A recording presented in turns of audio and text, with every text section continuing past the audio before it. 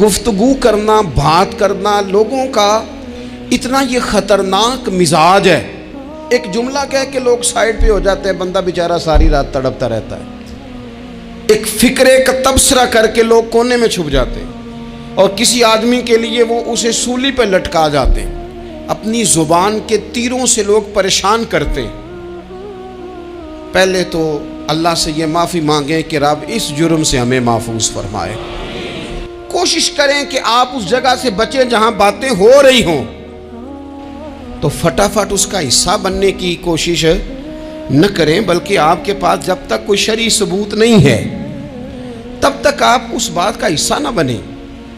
हमारे यहाँ बात हो रही होती है तो 2-4 बंदे दौड़ के ना अपना भी हिस्सा डालते हैं। बल्कि मैं बड़ी जिम्मेदारी से ये बात अर्ज करूँगा, बात लंबी होती तब है जब कोई बंदा दरमियान में कह देता है ना, नहीं तुझे तो थोड़ा पता है, थोड़ा मैं भी करता हूँ। वो कई दफ़ा वादा माफ गवाह बन जाता है, जाके दूसरों को खबर करता है उसने ये कहा है। हालांकि बंदा उससे पूछे कि अगर उन्होंने कहा था तो तू इतना सज्जन था तो वहाँ जवाब दे के क्यों नहीं आया?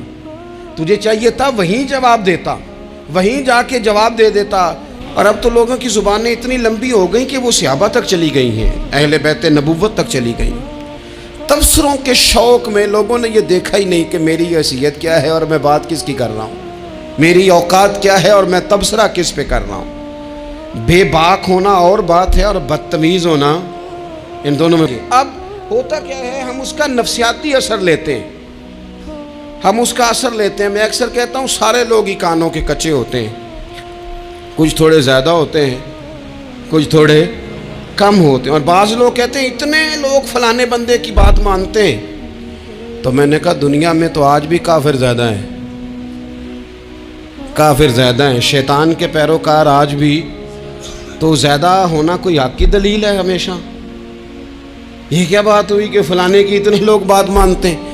यहाँ तो मैंने ये देखा है इस मुआशरे में कि झूठे से झूठा आदमी, उसके भी फॉलोअर होते हैं।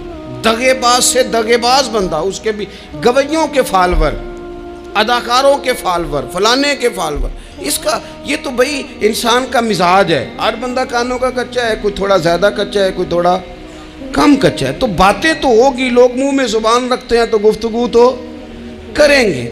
अब ये असर लेने वाले पे है कि वो उसका असर किस तरह का लेता है। हमारे यहाँ बड़े बड़े समझदार लोग नफसियाती हो जाते हैं, बड़ी बड़ी समझदार ख़वातीन नफसियाती हो जाती हैं। मेरी सास बातें करती है, मेरी नंद बातें करती है, मुझे फ़लाना बातें करता है, मुझे फ़लाना। भाई बातें, जिसके मुंह में ज़ुबान है उसने बात तो करनी है। अब आपने क्यों ये दावा कर लिया है कि आप इतने ऊंचे चले जाएं कि आपको बात ही कोई ना करे? क्या हर्ज है इसमें? अगर कोई आपको बात कर दे तो क्या है हम? किसी ने कर ली तो फिर क्या हुआ?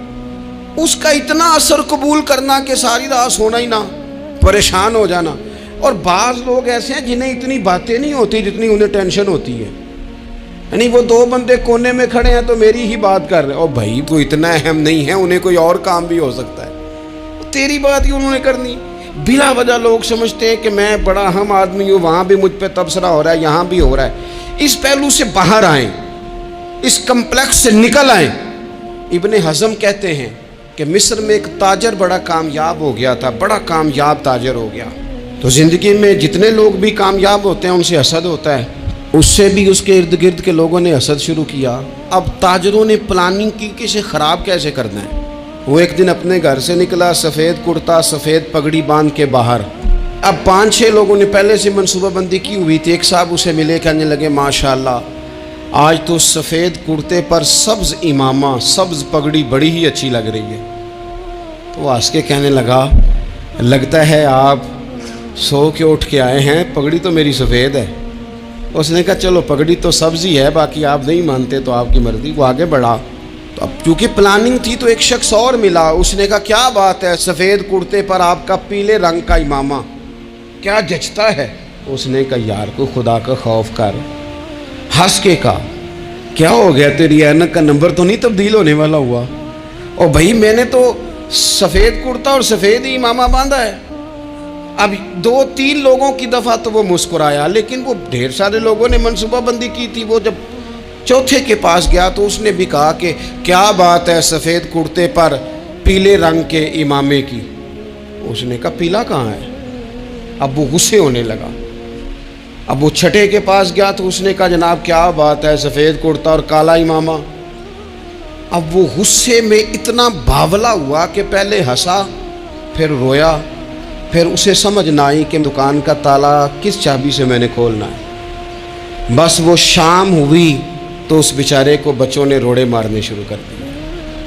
وہ اتنی تکلیف میں آ گیا کہ لوگ اسے پاگل کہنے لگے. کیوں؟ اس لیے کہ لوگ منصوبہ بندی، افواہ تھی نا کہ میری طبیعت خراب ہے، تو لوگوں نے حال پوچھ پوچھ کر بیمار کر دیا. لوگوں کی باتیں، لوگوں کے تبصرے، لوگوں کے کومنٹس.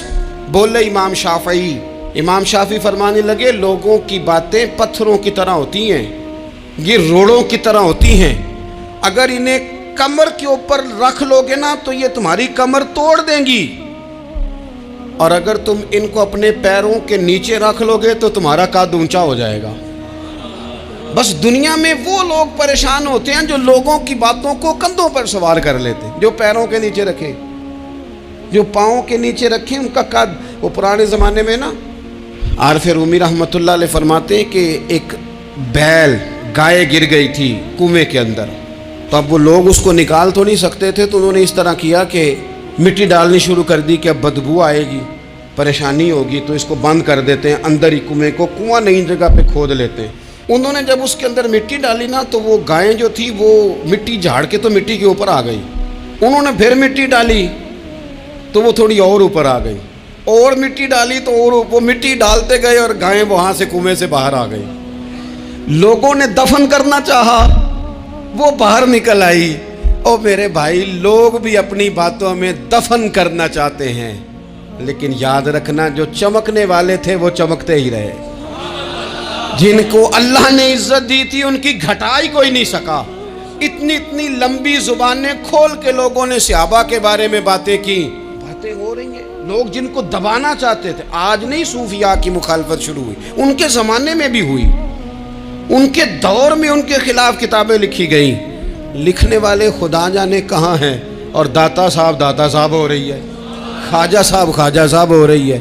حضور غوث اعظم کے ان کے زمانے میں بھی ایسا نہیں ہوا کہ بڑی خوشی سے لوگوں نے آگے بڑھ کے پھول ڈالے ہوں. ان کے دور میں باقاعدہ جتھے تیار ہوئے، جتھے، اور پورا کام کیا گیا. اور ویسے بھی اگر کوئی شخص آپ کا مخالف ہی نہیں ہے تو پھر آپ کو چمکنے کا مزہ کیسے آئے گا؟ کوئی تو مخالف ہو نا، کوئی تو ہو نا جو کوئی بات کرے. دیکھیں نا، اگر اندھیرا نہ ہو، رات نہ ہو، تو بلب کی کوئی اہمیت رہ جائے گی؟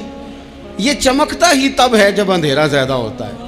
ہم کہتے ہیں اندھیرا ہو گیا، اور بھائی تجھے چمکنے کا موقع دیا ہے اندھیرے نے، تجھے اس نے عروج دیا. تم دیے باد مخالف سے نہ گھبرا اے عقاب، یہ تو چلتی ہے تجھے اونچا اڑانے کے لیے. تو باتوں سے پریشان نہ ہو. میں نے کہا کہ اگر آپ باتوں کا پہاڑ بنا کے اوپر سوار ہو جائیں گے نا تو قد اونچا کریں گی باتیں. جو بندہ ڈسکس ہونے لگ جاتا ہے وہی تو مشہور ہوتا ہے، اسی کی تو بات ہوتی ہے. دیکھیں کیا ہوتا تھا بھلا مکے میں. کوئی بندہ باہر سے آتا تو ابو جال اسے کھڑا کر کے کہتا حضور کے پاس نہ جانا. تو کہتا پتہ تو کروں بھلا نبی پاک کے پاس کیا ہے، پتہ تو کروں بھلا حضور کے پاس کیا ہے. تو جن سے تعارف نہیں ہونا تھا وہ بھی تعارف کرا رہے تھے رسول پاک کا. تو اس لیے باتوں سے گھبرا جانا. ہاں ایک بات ہمیں کتاب و سنت میں ملتی ہے، اس پر ضرور غور کریں. تہمت والی جگہ سے بچیں، تہمت کا موقع نہ دیں. مطلب بلا وجہ ہی اپنے لیے بحث کا دروازہ کھولنا یہ درست نہیں ہے. اپنے لیے ہم نا دروازے کھول لیتے ہیں بحث کے، مفت کی بحث ہو رہی ہے، فلانا بھی ڈسکس کر رہا ہے. کچھ چیزیں ایسی ہوتی ہیں جو سب کی سمجھ کی نہیں ہوتی، وہ سب کے سامنے ڈسکس کرنا ضروری نہیں ہوتا. حضرت سیدنا ابو ہریرہ رضی اللہ تعالیٰ عنہ فرمایا کرتے تھے مجھے نبی پاک علیہ السلام نے علم کی 2 تھیلیاں دی ہیں، میں نے ایک کھولی ہے تمہارے سامنے، ایک کھولی ہے، دوسری نہیں کھولوں گا. اس لیے کہ ہر بندے کو بات اس کے ظرف کے مطابق کرنی چاہیے. تو موقع نہ دیں. نبی پاک صلی اللہ علیہ وسلم نے فرمایا اس بندے نے اپنی، یہ بخاری میں موجود ہے، فرمایا اس نے اپنی عزت اور اپنی جان کو محفوظ کر لیا جو فتنے والی جگہ سے بچ گیا. جہاں تہمت لگ سکتی ہے اس جگہ سے بچیں. جان بوجھ کے لوگوں کو موقع نہ دیں باتیں کرنے کا، جان بوجھ کے موقع نہ دیں. جامع ترمذی کے اندر حدیث موجود ہے، حضرت سیدنا عمر فاروق رضی اللہ تعالیٰ عنہ نے ایک موقع پر اجازت مانگی تھی نبی پاک صلی اللہ علیہ وسلم سے. عرض کیا یا رسول اللہ صلی اللہ علیہ وسلم مجھے آپ اجازت دے دیں، میں عبداللہ بن ابی سلول کی گردن اڑا دوں، یہ منافق بار بار آڑے آتا ہے، بار بار تکلیف دیتا ہے، آپ مجھے اجازت دیں میں اسے قتل کر دوں. اب وہ چونکہ کلمہ پڑھتا تھا، ساتھ تو رہتا ہی تھا نا، بہت سارے لوگ اسے مسلمان جانتے تھے. تو حضرت سیدنا عمر فاروق رضی اللہ تعالیٰ عنہ نے اجازت چاہی کہ یا رسول اللہ صلی اللہ علیہ وسلم اگر آپ مجھے اجازت دے دیں، یہ ترمذی میں موجود ہے، یعنی آپ اس جگہ سے بچیں جہاں تہمت لگ سکتی ہے، جہاں بلا وجہ کسی شخص کو شر پھیلانے کا موقع مل سکتا ہے. یا رسول اللہ مجھے اجازت دے میں عبداللہ بن ابی سلول کی گردن اڑا دوں. تو نبی پاک صلی اللہ علیہ وسلم نے فرمایا کہ عمر اگر میں تمہیں ایسا کرنے کی اجازت دوں گا تو لوگ کہیں گے کہ وہ اپنے قریبیوں کو انہوں نے مروانا شروع کر دیا ہے، ساتھ والوں کو ہی مروانا شروع، لوگ تو اسے مسلمان سمجھتے ہیں تہمت والی جگہ سے. بلکہ بخاری شریف میں اسی طرز کا ایک اور پیغام بھی ہمارے لیے موجود ہے. یہ جو حرم شریف آج ہمارے سامنے ہے نا، بیت اللہ شریف، اس میں ایک پیچھے مقام ہے جس کو حتیم کہا جاتا ہے. یہ خانہ کعبہ کا حصہ ہے. حضور صلی اللہ علیہ وسلم کے اعلان نبوت سے پہلے جب قریش مکہ نے اسے تعمیر کیا نا دوبارہ سے، تو انہوں نے چندے کا کوئی اس طرح کا مزاج بنایا تھا کہ اس بندے سے پیسے لینے ہیں جس کے بالکل ہی جائز ہو. اس ترتیب سے انہوں نے خانہ کعبہ کی تعمیر کی کہ پھر وہ ساری تعمیر نہ کر سکے، حتیم باہر رہ گیا. تو نبی پاک صلی اللہ علیہ وسلم نے ایک دن فرمایا، بخاری میں موجود ہے، حضور فرمانے لگے عائشہ اگر تمہاری قوم جاہلیت کے قریب نہ ہوتی، کیونکہ ابھی قریب جاہلیت چھوٹی ہے نا، ابھی لوگوں نے کلمہ پڑھنا شروع کیا ہے، فرمایا اگر یہ جاہلیت کے قریب نہ ہوتے تو میں کعبے کو انہی بنیادوں پر دوبارہ بنا دیتا جن بنیادوں پر حضرت ابراہیم علیہ السلام نے بنایا تھا. لیکن چونکہ یہ جاہلیت کے قریب ہیں، ان کی سمجھ میں چیز نہیں آئے گی، یہ شک میں پڑ جائیں گے، پریشان ہو جائیں گے، لہذا میں یہ کام نہیں کرتا. بہت ساری چیزیں ایسی ہیں کہ جن کی وجہ سے بعض سادہ لوگ ابہام کا شکار ہوتے ہیں. ابہام کا ہمارے علماء نے اس طرح کیا کہ بڑے طے کر کے عقائد کے عنوانات امت تک پہنچائے. ہر آدمی ہر شعبے کا اسپیشلسٹ نہیں ہوتا. بہت ساری لوگ باتیں مریض کے سامنے کرنے والی نہیں ہوتی، وہ صرف لواحقین کو بتانے والی ہوتی. پھر کچھ لوگ اور آئے جنہوں نے کہا کہ ہم تو ایفیشنسی دکھائیں گے، کچھ خاص ہر بات کھول کر لوگوں کے سامنے رکھیں گے. تو اس کا نقصان پھر یہ ہوتا ہے کہ سادہ لوگ مشکلات کا شکار ہوتے ہیں. وہ پھر جب کہتے ہیں ہر چیز ڈسکس کر لینی چاہیے تو پھر باتیں دور نکل جاتی ہیں. پھر لوگوں نے انبیاء کرام علیہم السلام کی اجتہادی خطاؤں کو ڈسکس کرنا شروع کیا. ربنا ظلمنا انفسنا، اگر حضرت آدم یہ لفظ کہیں تو ان کے لیے تو ٹھیک ہے، لیکن اگر کوئی غلام اور امتی اور بیٹا اٹھ کے یہ لفظ کہے تو اس کے لیے ٹھیک نہیں ہے. تو میرے عزیز ایسے کام نہ کریں جس کی وجہ سے بلا وجہ بحث کا. ہمارے یہاں کچھ لوگوں کو شوق ہے خبروں میں رہنے کا، وہ ایسی باتیں چھیڑتے ہیں جن سے نہ وہ خبروں میں رہ سکیں. میں نے دیکھا ہے وہ کہتے ہیں جی میں نے کوئی انوکھی بات کرنی ہے. بھئی انوکھی بات کرنے سے بندہ مشہور تو ہو جاتا ہے. ہمارے زمانے میں مشہور ہی وہ ہوتا ہے جو دوسروں سے ذرا ہٹ کے بات کرے، انوکھی کرے. وہ ہمارے لطیفہ لکھا ہے نا، ایک اہل عرب کا، ایک ہجا نام کا عربی کا ایک لطائف سنانے والا شاعر ہے. تو وہ کہتا ہے کہ ایک شخص نے ایک دفعہ کہہ دیا تھا گدھا کھانا جائز ہے. تو بڑے بڑے علماء اس کے گھر چلے گئے کہ بھئی کوئی دلیل، کوئی جزیہ، کوئی کہاں سے، کوئی کتاب، کوئی حوالہ، کوئی شے. اس نے کہا روز آؤ گے ایک ایک بندے کو بتاؤں گا، کٹھا اسٹیج لگاؤ، ایک ہی دفعہ حوالے دیتا ہوں، روز نہیں دیے جاتے. وہ اسٹیج لگ گیا، دنیا جمع ہو گئی جنہوں نے کبھی ٹائم نہیں نکالنا. تو یہ ذرا انوکھی بات جو کر رہا تھا تو سارے لوگ آ گئے. تو وہ اسٹیج پہ چڑھا تو کہنے لگا مجھے جانتا کوئی نہیں تھا. چلو اب بدنام جو ہوں گے تو کیا نام نہ ہوگا.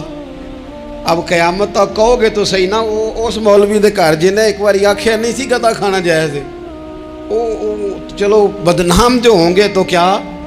تو بہت سارے ایسے لوگ ہیں جو ہیں بدنام، پر چلو نام تو ہو گیا نا. بدنامی صحیح، شرارت صحیح، شیطانیت صحیح، لیکن نام تو ہو گیا.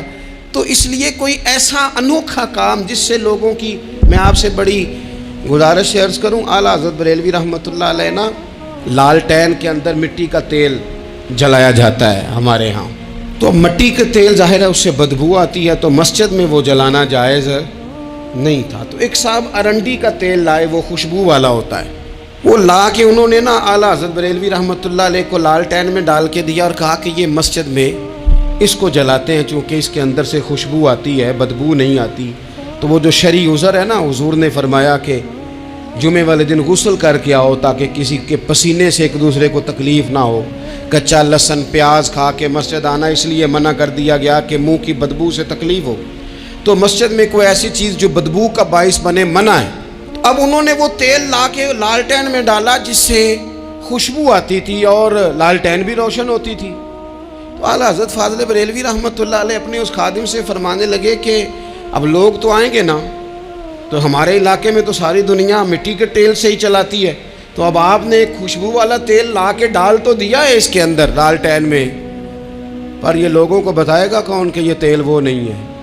لوگ تو یہاں سے دیکھ کے جائیں گے اور جا کے کہیں گے کہ اتنے بڑے عالم کی مسجد میں اگر جل رہا ہے تو ہم کیوں نہ جلائیں؟